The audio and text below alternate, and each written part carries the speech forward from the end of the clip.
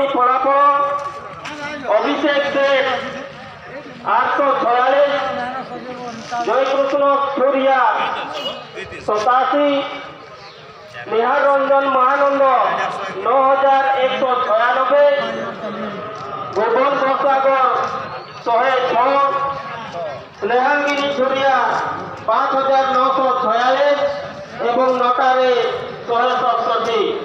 দ্বিতীয় round vote গণতি করে সমুদায় 9196 ভোট পাই নিহার রঞ্জন মহানন্দ আগুয়ারে অটন্তি।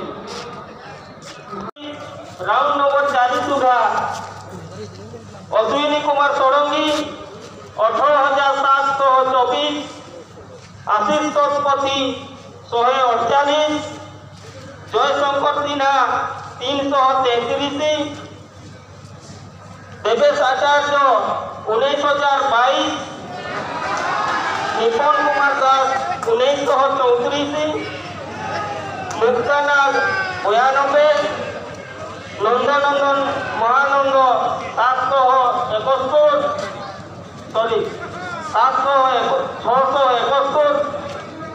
মানব কর্ণ 165 এবং ভক্ত বাবা 171, নটারে সমুদায় 270 ভোট।